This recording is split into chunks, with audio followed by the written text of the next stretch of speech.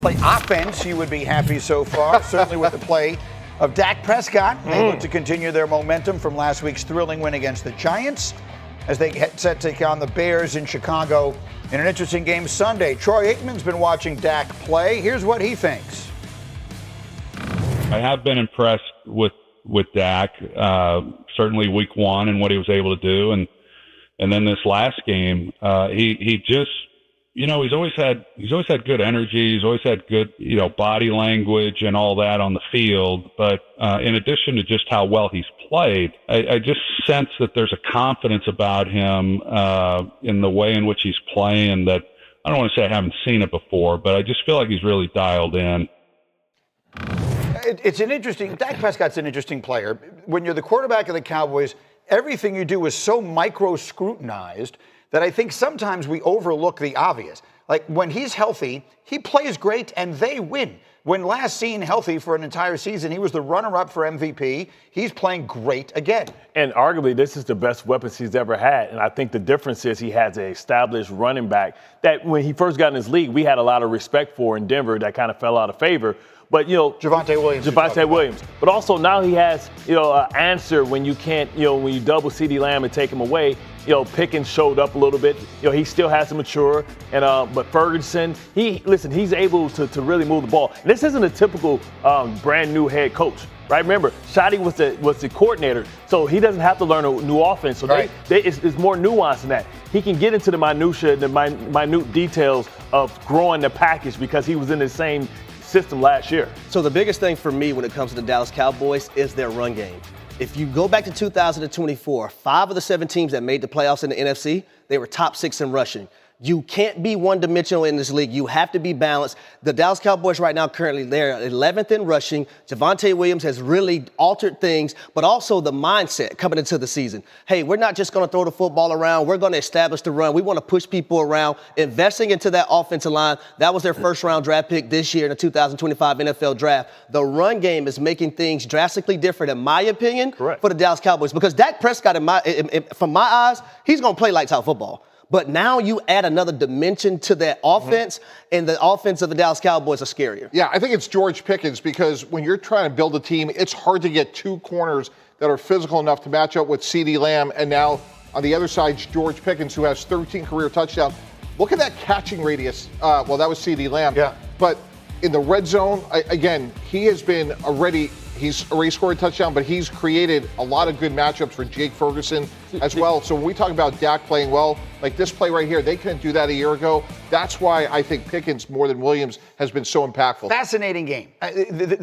We've seen the stat all week long that the 2 players who've been the NFC Offensive Player of the Week have both played against the Bears. So does that mean that Dak Prescott's going to do that as well? There's another interesting storyline in this game. We've had a lot of revenge games, and here comes another one. Last week it was all about Ben Johnson going back in Detroit. How about Matt Eberflus going into Chicago? Eberflus so unceremoniously fired, and really a punchline in Chicago this whole offseason and how much better Caleb's going to be now that he's finally got a real coaching staff.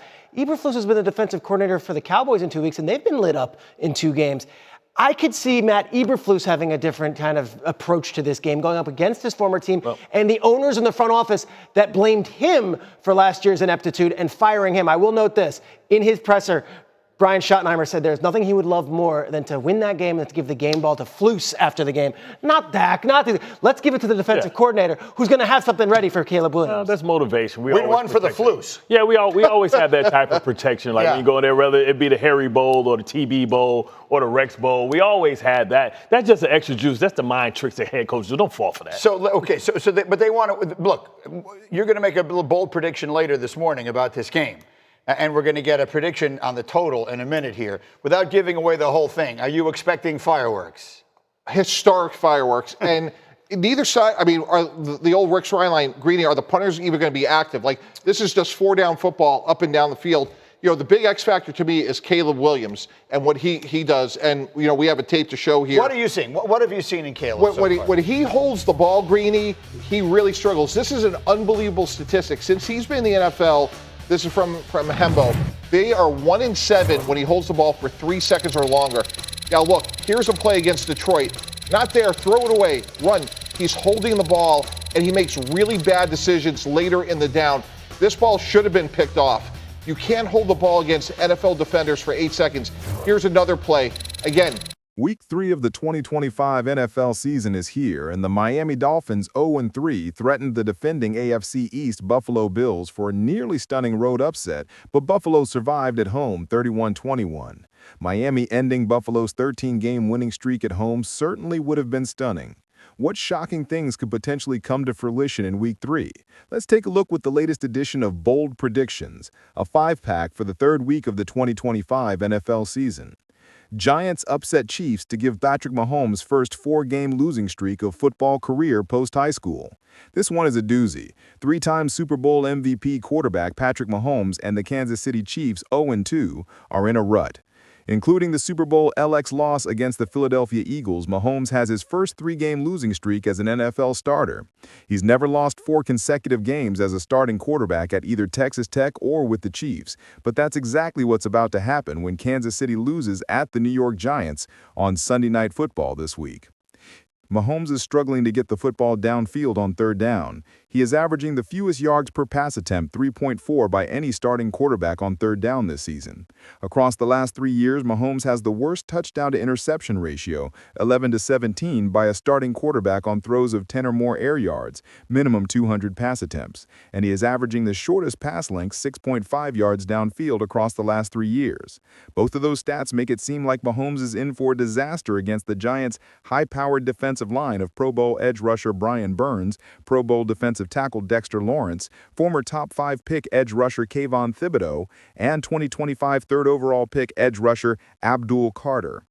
On the flip side, Giants quarterback Russell Wilson is coming off of one of the best performances of his career in New York's 40-37 overtime defeat on the road against the Dallas Cowboys.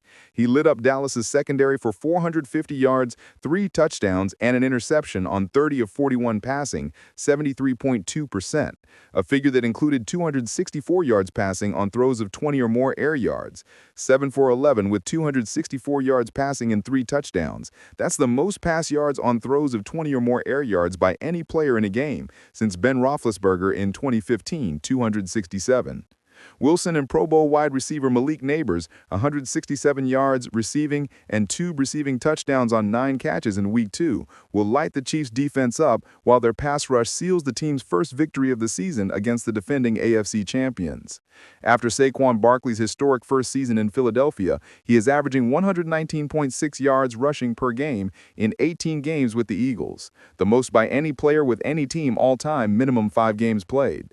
2 of those performances include Saquon Barkley ripping off 255 yards rushing in Week 12, the 9th most in a game all-time, and 205 rushing yards rushing in the NFC divisional round against the Rams.